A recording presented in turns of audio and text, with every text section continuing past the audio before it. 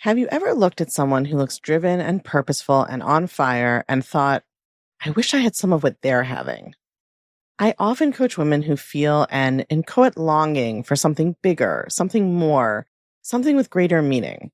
But they aren't sure what that is or what it looks like. They want purpose, but they aren't sure how to find it. And they don't know that that's because purpose can't be found. In today's episode, I'm going to teach you what purpose is and how you can connect to your own purpose so that you can live a more confident, meaningful, and impactful life. Welcome to Unfuck Your Brain.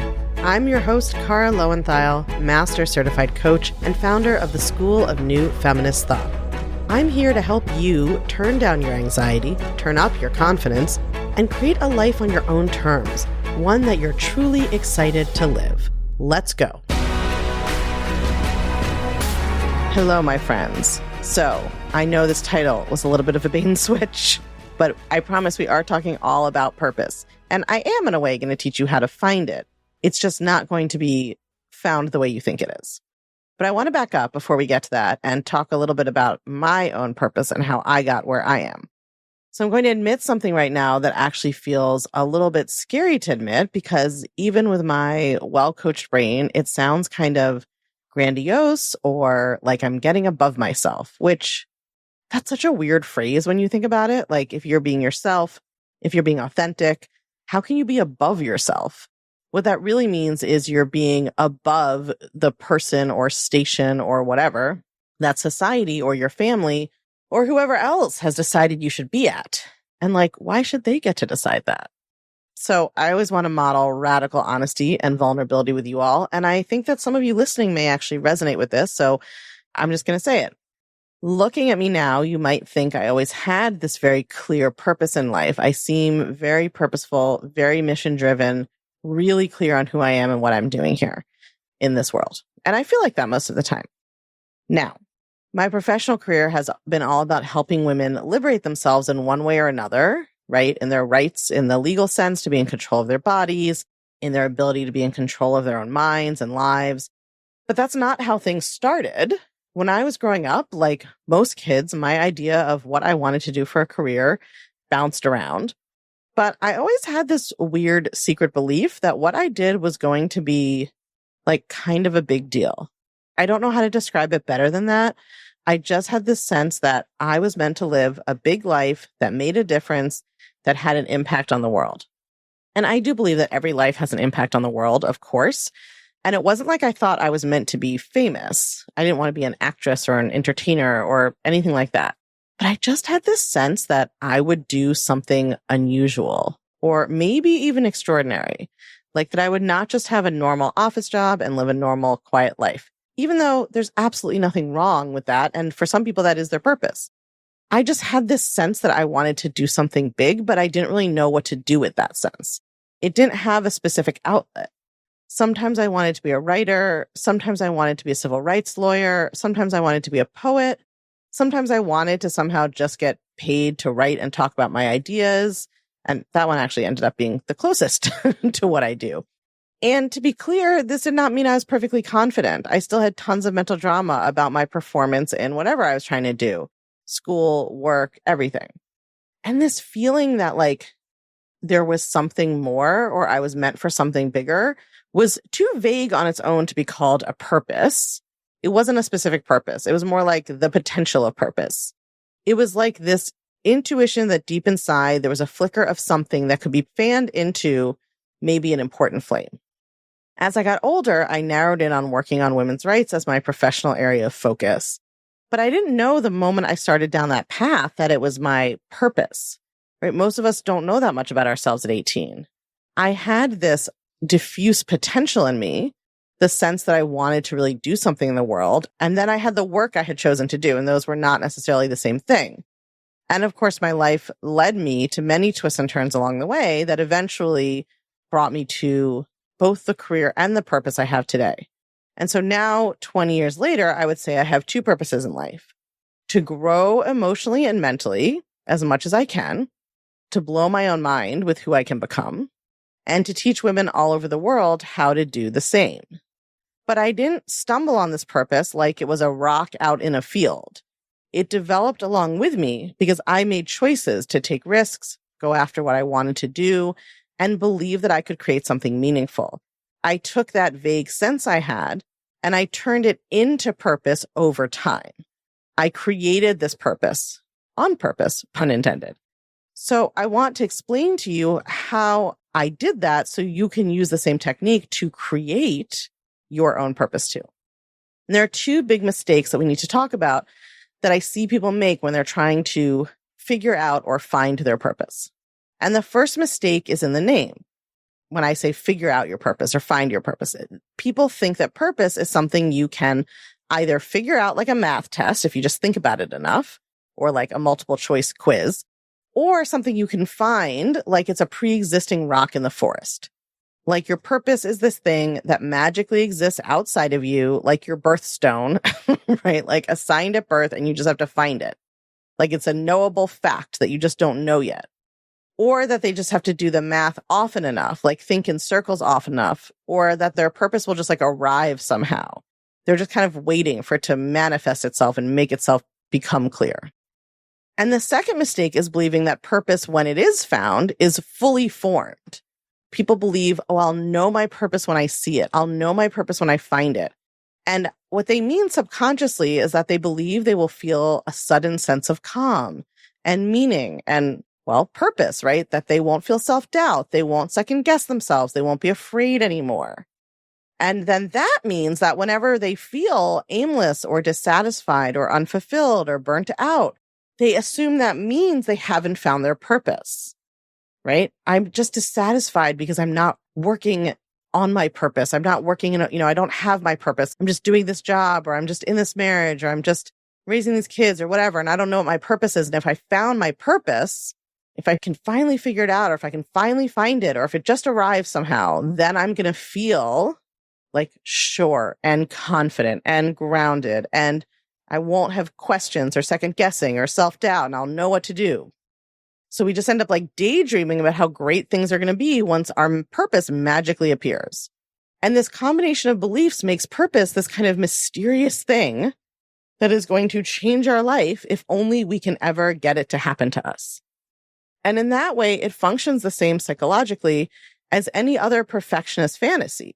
Losing weight, getting married, getting your novel published, performing on Broadway, making VP or getting hired as a CEO, having a baby. It's like all these things that we think are the thing that's finally going to make our life click into place and give us a sense of meaning and give us a sense of value and tell us what to do. So, spoiler alert, when you think about purpose that way, it never shows up. Because it's not a thing you can just find in the woods. It's not a thing you can just think your way towards. It will not be fully formed. And even if an inkling of purpose does hit, you can't even recognize it because it's not the fully formed, perfect, gift-wrapped package of certainty and fulfillment you were waiting for. And in fact, so many women who tell me that they just wish they knew what their purpose was are also the women who tell me that they don't know what they want. They don't know what they want to do. They don't really know what they're interested in. And I think that that's true in the sense that really that's what they're experiencing. They believe that they don't know, but I think it's because they have a lifetime habit of ignoring those little flickers of interest or desire or curiosity. I've talked about this a lot, that when I coach a woman who tells me she doesn't know what she wants to do, it's almost never true. Like 5% of the time, 10% of the time, most of the time she does know, but she has dismissed or invalidated that desire, told herself it's unrealistic, it's irresponsible, it's not really an option. And then she doesn't know what to do, what she wants or what she likes when she's taken off the table the things she really does want or like. And so the same thing happens like when you have been ignoring your flickers of interest or desire or curiosity, you think you don't know what you care about or what your purpose might be. But that kindling for the little flicker that can become the flame is already in there.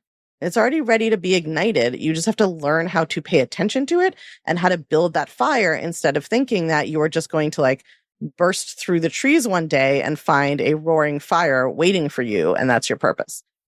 So I'm going to share how to do that on purpose right after this quick break. If you missed this big announcement, I'm going to give you the Cliff Notes version. On August 15th, we are closing the Feminist Self-Help Society for the rest of the year. The Society is my coaching program and community, and this is your last chance to join for 2025. We will not be reopening until sometime in 2026. We are really going to be focusing on helping everyone who is in the doors by August 15th really focus in that last few months of the year and really get traction on all the goals they set at the beginning of the year or all the goals that have come up since then, so that by 2026, you actually have become that person that you wanted to be, or you are well on your way. And we've added some phenomenal bonuses for you to help your brain that is afraid of change get over the hump, get off the fence, and take the action that I know is going to change your life. If you want to create the confidence to have whatever you want in life, you need to get into the Society to learn how. And this is your last chance for the year. You can join us by going to unfuckyourbrain.com/closing, or you can text your email to +1 347 997 1784, and the code word is closing. Make sure you get in before doors close. All right, so I'm going to break this down for you, but here's the headline. Purpose is made, not found. Purpose is chosen, not figured out. Purpose is not a pre-existing thing, that destiny attached to you before birth that is waiting in some secret room in your brain or some point on the timeline in the multiverse until you stumble upon it. And it's not a logical problem you can solve through thinking about it until you finally land on the perfect answer. Your purpose is something you create by following the flickers of creativity and desire and curiosity and interest that you feel deep down inside. Purpose is often disruptive. It's not always clear and neat. It is not always aligned with what your parents want you to do with your life, or what society tells you to do with your life, or what your college friends are all doing with their lives, or necessarily with the choices you've already made for your life. And purpose does not arrive fully formed. If it did, if we felt that deep conviction, then we think, oh, well, then it would be easy. I'd feel so confident in pursuing my purpose. But that's not how it is. Purpose may not be loud. It may not feel obvious. It may, in fact, be something that brings up a ton of self-doubt because it requires following these little flickers of curiosity or interest or desire and prioritizing doing that over the kind of safe certainty of your current life and circumstances and choices. And that goes against how we think of it. We think purpose is the antidote to our self-doubt. We think that we are self-doubting because we aren't sure about our purpose. And if we knew it, then we would feel confident, right? If we could just figure out or find our purpose, then we'd feel confident in pursuing it. But that's not how it works. You actually build confidence by taking small steps to pursue your purpose. Listen, some people may have been born feeling confident about their purpose. Maybe that exists, but they aren't listening to this podcast. And there's nothing wrong with you if you don't feel that way. I did not feel that way, and most people don't feel that way. That's not because we don't have a purpose. It's because for whatever reason, we were taught by our family or society or whoever else not to follow those flickers of desire and interest, right? To tamp them down rather than oxygenate them into flames. And I want to be really clear that purpose doesn't mean something like high profile in the world.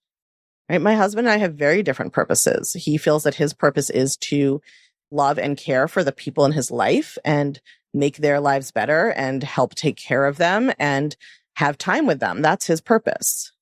And my purpose is lead a global movement to change women's lives all over the world, right? We have very different purposes. A purpose does not have to be big. It doesn't have to be loud. It doesn't have to be public. It doesn't have to be high profile. It's just a recognition of what you want to be doing with your life. So I want to explain how I kind of aligned with and found or created, right, my purpose, because again, it's not the way that people think it happens.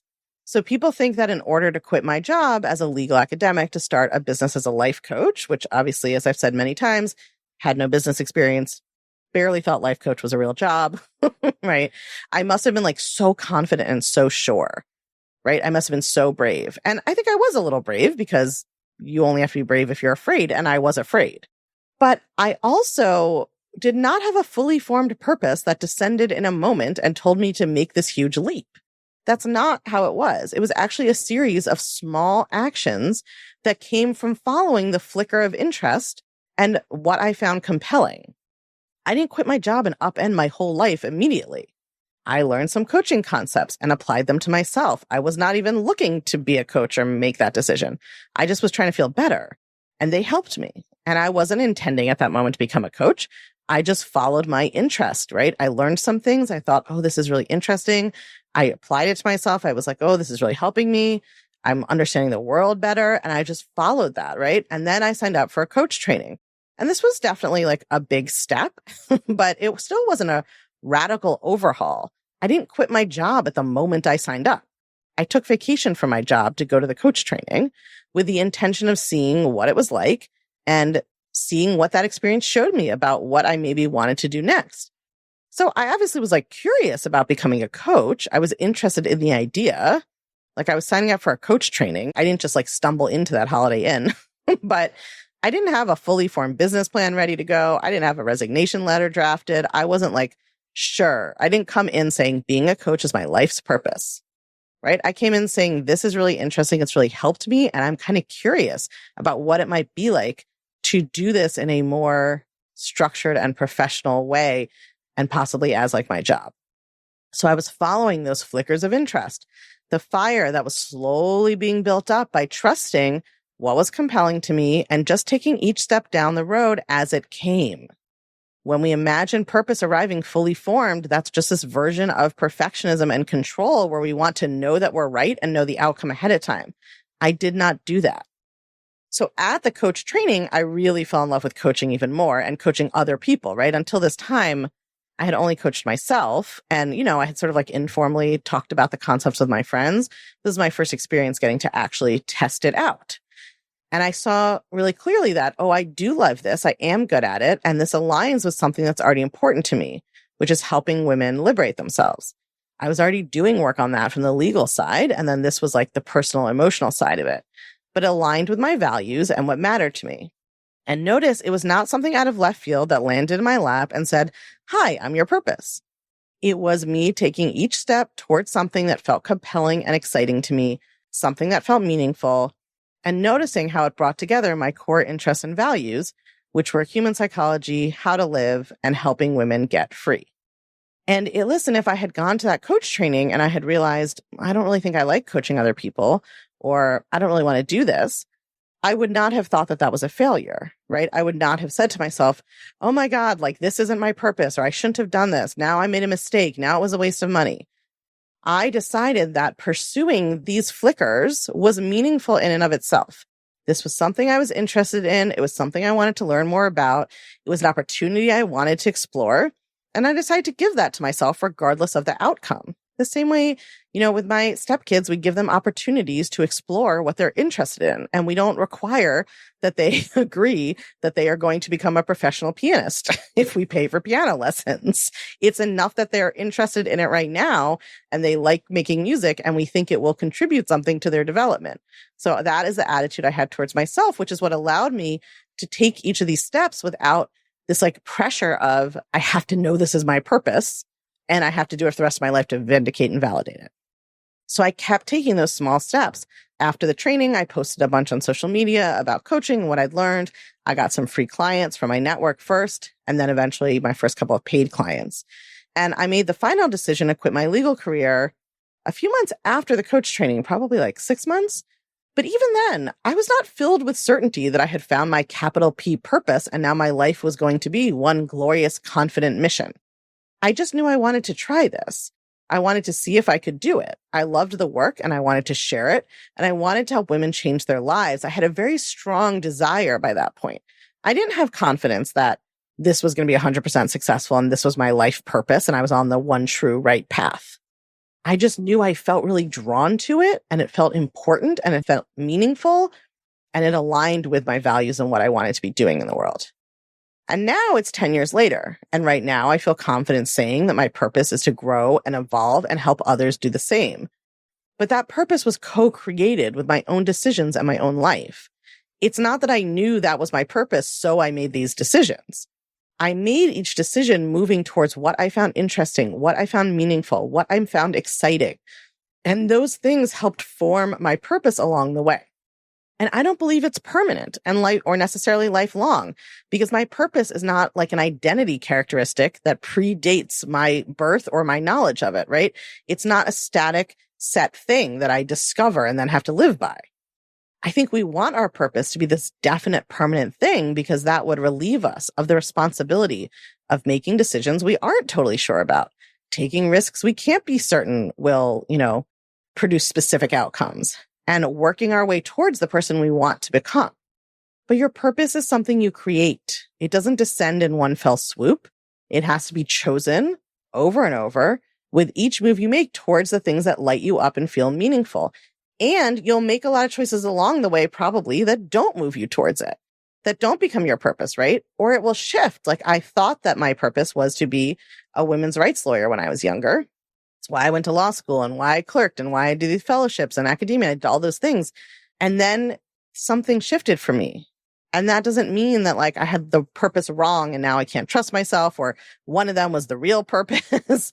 It's okay to have different purposes at different phases of your life, because your purpose is just something you are creating. It's really just a way of talking about what is meaningful to you and what you try to intentionally direct your effort and action and emotional energy towards to live out or implement or create or embody in your life.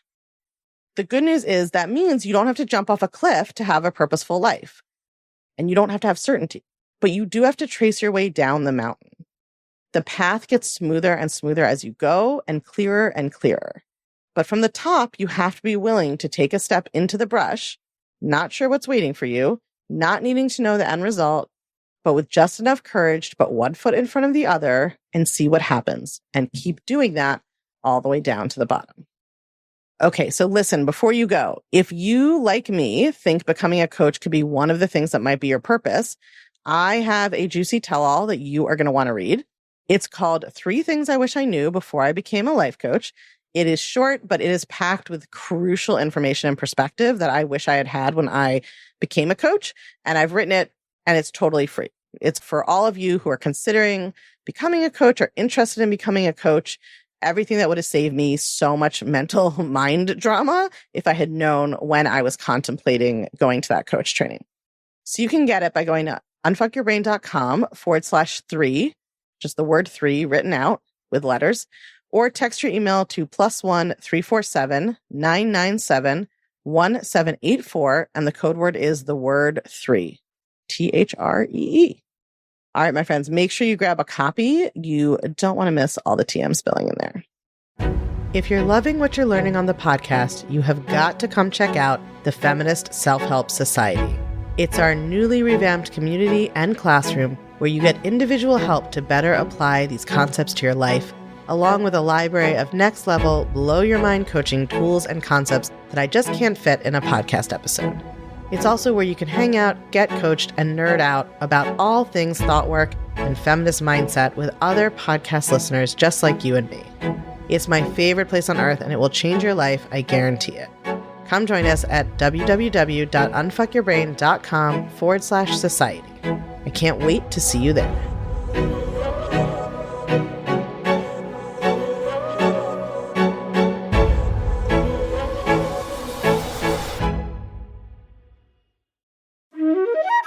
If you want to actually be in a different place at the end of the year and not just still thinking about how you want to fix the same problems in your life that you've been not fixing for the last few years, now is a perfect time to join the society. Get in before the doors close, and you can spend that last third of the year really getting traction on the things that you said at the beginning of the year you wanted to do, and getting closer to becoming the person who you said at the beginning of the year you wanted to become. It really is an identity shift that changes everything in your life when you learn to create confidence from the inside out. And that is what we teach you how to do. So if you want to join us for your last chance to join this whole year, you can go to unfuckyourbrain.com/closing, or text your email to +1 347 997 1784. And when you get prompted, the code word is closing.